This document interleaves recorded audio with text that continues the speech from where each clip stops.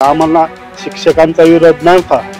आम्हाला संवर्ग एक मध्ये जे शिक्षक आहे ते आम्हाला बदलून पाहिजे होते. त्यांच्या बदलीत आम्हाला चांगले शिक्षक मिळाले पाहिजे हेच आमची अपेक्षा होती. तुम्ही नवराष्ट्राचं जे काम आहे ते बरोबर त्यांनी बातमी लावून आणि ही शिक्षण मंत्र्यांपर्यंत पोहोचवली. तर एकदा तुमच्या न्यूज चॅनलचं देखील नवराष्ट्राचं मी माझ्या वतीने जाणवलीच्या वतीने अभिनंदन करतो.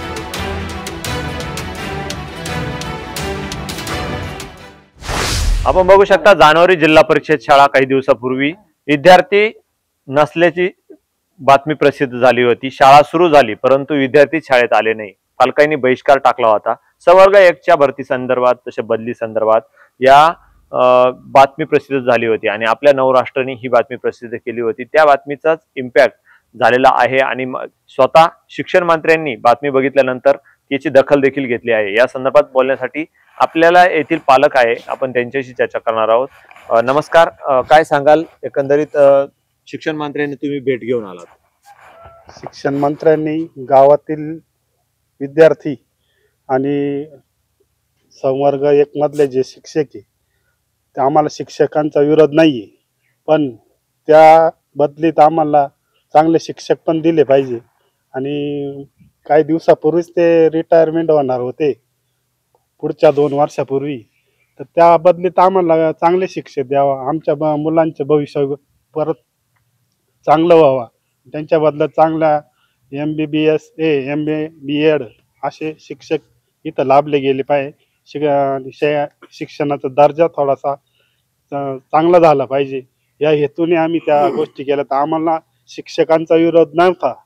आम्हाला संवर्ग 1 मधले जे शिक्षक आहे ते आम्हाला बदलून पाहिजे होते आणि त्यांच्या बदलीत आम्हाला चांगले शिक्षक मिळाले पाहिजे हेच आमची अपेक्षा होती. आणि पालकमंत्र्यांनी आम्हाला आश्वासन दिले काय त्या गोष्टीवर मी सदैव तुमच्या तत्पर आहे. शिक्षण मंत्र्यांनी तुम्हाला काय सांगितलं? आम्हाला आश्वस्त केलं त्यांनी, शाळा पूर्ववत करा, तुमच्या मागणीला मी दुजारा देतो आणि इथून पुढच्या काळात असं काही होणार नाही. संवर्ग 1चा जो विषय आहे तो पूर्ण जानेवारी गाव पुरता नाही, तो फक्त पूर्ण राज्यामध्ये होईल. तो फक्त जानेवारी पुरता लागू नाही राहणार, हा पूर्ण राज्यापुरता लागू होईल या हिशोबाने मी तुम्हाला सांगतो असे त्यांनी आम्हाला आश्वस्त केली. नक्कीच. काय सांगाल एकंदरीत तुम्हाला शिक्षण मंत्र्यांनी तुमच्या मागणीला मान्यता दिली आहे आणि राज्यभर सर्व हेच नियम लागू करून नवीन JR काढू म्हणे. सदर भुसे साहेबांनी आम्हाला काल त्यांच्या भेटीदरम्यान कळवले की मी स्वतः अभ्यास करून ह्या ज्या शिक्षण धोरणाचा जो तुम्ही मला दिलेल्या आयडियामुळे पूर्ण महाराष्ट्राला तो आनंददायी निर्णय ठरेल. तर मी सदर हा विषय मंत्रिमंडळाच्या विषयात मी मांडेल आणि तुम्हाला लवकरात लवकर न्याय देईल. काय सांगाल ही बातमी प्रसिद्ध झाल्यानंतर शिक्षण मंत्र्यांनी दखल घेतली? तसं तुम्ही नवराष्ट्राचं जे काम आहे ते बरोबर त्यांनी बातमी लावून आणि ही शिक्षण मंत्र्यांपर्यंत पोहोचवली. तर एकदा तुमच्या न्यूज चॅनलचं देखील नवराष्ट्राचं मी माझ्या वतीने व जाणवलीच्या वतीने अभिनंदन करतो. आणि असंच बातम्या आपल्या पडून इन्फेक्ट पडावा आणि आपल्या राज्याचे व देशाचे भवितव्य उंचावर न्यावं असे तुम्हाला विनंती करतो. ठीक आहे, चालेल. काय सांगाल एकंदरीत ही मागणी, सदरील सर्व मागणी ही मान्य झालेली आहे आणि शिक्षण मंत्र्यांनी याला पॉझिटिव्ह प्रतिसाद देखील दिलेला आहे. मंत्री महोदयांनी आम्हाला चांगल्या प्रकारे झुकतं माप दिलं आहे. कारण की आमची मागणीच अशी होती की ही आमच्या फक्त गावची शाळा नसून ही आमच्या गावचं भविष्य आहे. आज इथं आमचं पाल्य शिकतंय, मुलगा शिकतोय, याला चांगला शिक्षण दर्जा भेटला पाहिजे, चांगलं शिक्षण भेटलं पाहिजे. आज आपण हाय टेक्नॉलॉजीकडे चाललो आहे आणि आता आपण बघितलं असेल की आम्हाला जे शिक्षक दिले गेले होते तिथं ते आता पुढच्या वर्षी रिटायरमेंटला असतात. आणि अशा शिक्षकांकडे त्यांच्या काही ठराविक रजा असतात, काही ठराविक त्यांच्या सुट्ट्या असतात. त्या जर त्यांनी पॉझिटिव्हली घेतल्या तर आमच्या मुलांचं भवितव्य पूर्ण संपुष्टात येणार होतं हे आमच्या लक्षात आलं होतं. त्यासाठी आम्ही मंत्री महोदयाकडे तसंच वरच्या लेवलच्या साहेबांकडे मागणी केली. तसेच या मागणीसाठी आमच्या गावातील जे ज्येष्ठ पत्रकार असतील तुमच्यासारखे नवराष्ट्रवाले असतील यांनी पण आम्हाला चांगली साथ दिली. तर संदीप भाऊ झाले, अशोक भाऊ झाले, या सर्वांनी पण आम्हाला आमच्या बरोबर उभं राहण्याचा प्रयत्न केला आणि आम्हाला बळ दिलं. त्यामुळं आज आम्हाला असं वाटतं की मंत्री महोदय साहेबांनी ह्या विषयाकडे नुसते जानोरी गाव म्हणून न पाहता पूर्ण राज्यासाठी बघावं. असे जर शिक्षक येत असतील तर कुठल्याही गावाचा नव्हे तर त्या राज्याचा सुद्धा नुकसान होणार आहे. तर त्यासाठी जे आज आम्हाला यांनी शिक्षक मंत्री महोदयाने जे सांगितलं की तुमच्या ह्या मागणीला मी 100% पॉझिटिव्ह आहे आणि ही मागणी मी इथं नसून तर परत पुढे सुद्धा मंत्रिमंडळात मांडून ह्या धोरणात बदल होईल आणि ह्या धोरणात बदल करताना तुमचा सुद्धा उल्लेख केला जाईल.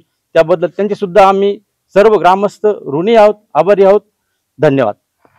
काय सांगाल, एकंदरीत तुमची मंत्री महोदयाने मागणी मान्य केलेली आहेच. मेन आमचा विषय संवर्ग एकचा होता आणि संवर्ग एकचा पूर्ण संवर्ग एकला विरोध न होता फक्त आमचं असं म्हणणं होतं की संवर्ग एकचे जे शिक्षक आपण शाळेवर आपण नेमतो तर एकूण शिक्षकांपैकी तो किती असावा, त्यांचं प्रमाण किती असावं, त्या प्रमाण असावं, टक्केवारी असावी अशी आमची मागणी होती.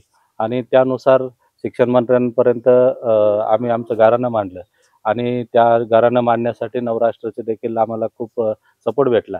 आपली बातमी आपण सविस्तरपणे तिथं पोहोचवली आणि त्याच आधारावर त्यांनी आम्ही चर्चा केली. त्या चर्चा करत असताना त्यांनी सांगितलं की संवर्ग एकचे म्हणजे जे आपण शिक्षक भरले जातात तर ते शहरालगतच्या शाळांवर ते येतात आणि संपूर्ण संवर्ग एकचे असल्यामुळे नव्या दमाचे तंत्रस्नेही आणि उपक्रमशील शिक्षक हे यांचा वानवा त्या शाळेवर होतो आणि तो परिणाम पटसंख्येवर होतो, जेणेकरून खाजगी शाळेला त्याचं हे भेटतं आणि सरकारी शाळा हे ओस पडत चालले आहे. यालाच कुठेतरी फाटा फोडण्यासाठी आणि फक्त जानोरीचाच नाही तर राज्यातील सर्व शहरालगतच्या प्रत्येक शाळेला याचा फायदा व्हावा यासाठी जानोरी गावाने उठाव केला आणि त्या उठावात आपल्यासारख्यांनी सहभाग घेऊन तो शिक्षण मंत्र्यांपर्यंत पोहोचवला. त्याच्यावरती शिक्षण मंत्र्यांनी बोलताना आमच्याशी त्यांनी आश्वासित केलं की तुम्हाला येणाऱ्या या बदली धोरणांमध्ये हा बदल नक्कीच घडलेला दिसेल. त्याच्यामुळे नक्कीच आम्ही त्याच्यामध्ये काही दिवसातच यशस्वी होऊ असं शिक्षण मंत्र्याच्या आश्वासनानंतर आम्हाला दिसलं.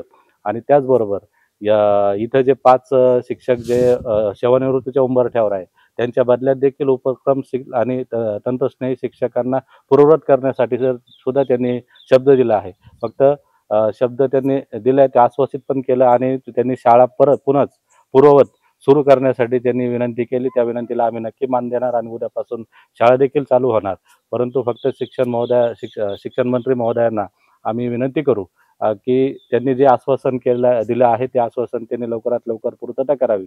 त्याचबरोबर नवराष्ट्राबरोबरच आम्हाला त्यांच्यापर्यंत सांगड घालण्यासाठी मविप्रचे संचालक प्रवीणाना जाधव यांनी देखील एक मोलाची साथ दिली. त्यांचे देखील मी गावाच्या वतीने त्यांचे देखील आभार मानतो.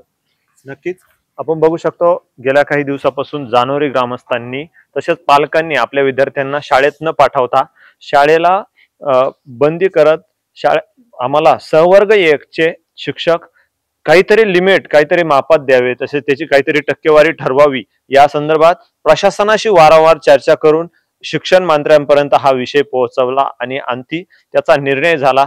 अखेर जानोरीकरांनी शाळा सुरू करण्याचा निर्णय घेतला आहे. त्यामध्ये नवराष्ट्राचा देखील मोठा सहभाग असल्याचंही त्यांनी यावेळेस व्यक्त केलं आहे. कॅमेरा पर्सन आनंदसह अमोल जाधव, नवराष्ट्र, दिंडोरी, नाशिक.